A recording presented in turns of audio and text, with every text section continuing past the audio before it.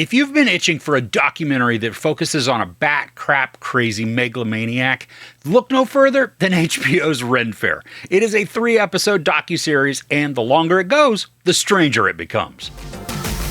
When the ailing king of America's largest Renaissance festival declares his retirement, an epic power struggle ensues between an actor, a former elephant trainer, and a kettle-corn kingpin to claim his throne. So deep in the heart of Texas, I'm not really sure where in Texas it is, but that's kind of beside the point. George Cullum built this Renaissance festival that is so large that he had to incorporate the area and then make it its own city. And he's also the mayor. Well, according to the documentary, this festival can bring in 30,000 people in one day on busy weekends, creating millions of dollars of wealth over the season. Business owners, they've created spaces within the festival to just make their living. One does kettle-corn, another selling Greek food. Of course, there's also turkey legs, and then a whole variety of businesses that thrive within the grounds. Country fair-style games, leather, stone, and metal crafts. Of course, then there's beer. But we get perspectives from a few different vendors, which help to balance out all that we learn about George. Now, the Texas Renaissance Fair, it is like a Shakespearean Game of Thrones succession for all of the theater kids that we knew in high school. It's a whole production and feels much like a miniature Disneyland, except solely set within the Dark Ages. The camera follows a couple of main players within this story. Louis, the kettle-corn king, caffeine-addled addict, and prospective successor of the festival. Then there's Jeff, the general manager, entertainment director, and close to longest-running employee, having worked at the festival in some capacity since he was a teenager. Then there's Darla, a co-GM.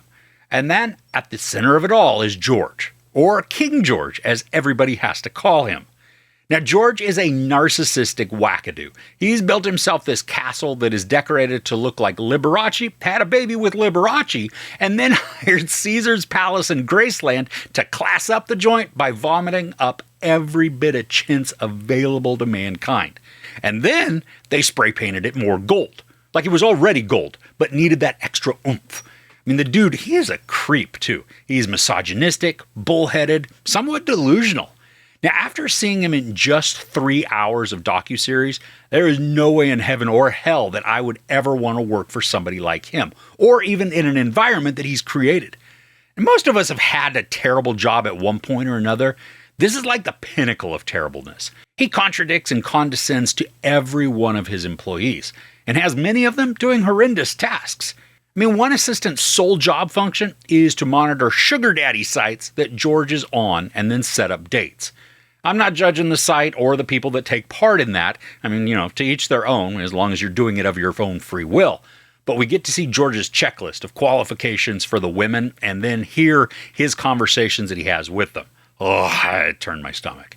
Now, he's crass and crude, and while I'm all for enjoying sexual pleasures as long as you're able, I didn't need the visual of him or his words within my brain.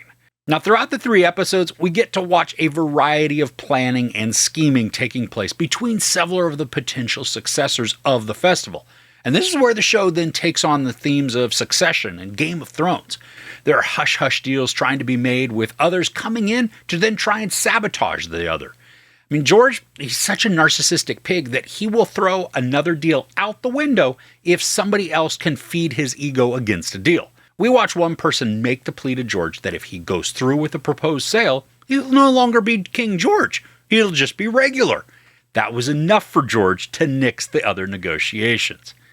Now, because this airs weekly, I don't think it's going to be as satisfying as binging it all at once. The first episode, it's slow to start, but it gives us so much world building and then perspective on the festival and some of the players. But by the end, it had whetted my appetite because we were beginning to see into the emotionally unhealthy realm the king had built for himself, and all those that dote on him in hopes of receiving his dysfunctional kudos. Now, some of this docuseries is presented in a way that breaks it out of the documentary mode and more into drama. The camera movements and shot selections, they work to craft intrigue and set up scenarios that appear to be devious scheming. Now, that happens on its own already, but these are extra moments that feel more manipulative than observing. There are also times when we see visual representation of somebody's thoughts. And instead of just recounting what they were experiencing, we get odd visuals that again feel like a dramatization rather than a documentary. Now, these don't necessarily ruin the experience, but they do lead to a sense that the drama is being artificially heightened to create emotional responses rather than just conveying the information to allow us as viewers to draw our own conclusions. Now, while the show is an intriguing view into this very real make-believe world, the behaviors and mindsets we watch from George and some others, it may make you want to take a shower after. The information, it is engaging and emotionally stirring, even if it is manipulative to create false investment. I'm not a huge fan of some of the dramatic elements that are included, taking away from objectiveness and lending a sense that all we see may not be the truth. The series, it is an easy bench, full of characters that run the gamut of charisma and slime, with George being the largest offender, exuding both qualities in a way that it's easy to see how others follow him, but also strangely, don't strangle him every time he opens his mouth. There's a ton more that wasn't included in this, especially relating to George's behaviors and treatment of employees. And while I'm not looking for a documentary to be a hit piece on any individual, to leave out some of the more heinous acts does seem a bit negligent. There's no sex, but there are some very graphic sexual discussions, a tiny bit of nudity, some profanity, and no violence other than the emotional abuse from a narcissistic king of crap. Now, as a reminder, I don't give couch ratings to documentaries, but I do recommend checking out Ren Faire on HBO. It is a wild ride and will certainly stir some sort of emotion in you while you're watching it. So have you ever been to a Renaissance fair? Was it fun? Did you dress up? I've never been to one, but I think it might be fun. Let me know, though, in the comments below. If you enjoyed this review, please give it a like. Also, don't forget to share and subscribe. I'm Chris. This is Movies and Munchies. Thanks for couching with me.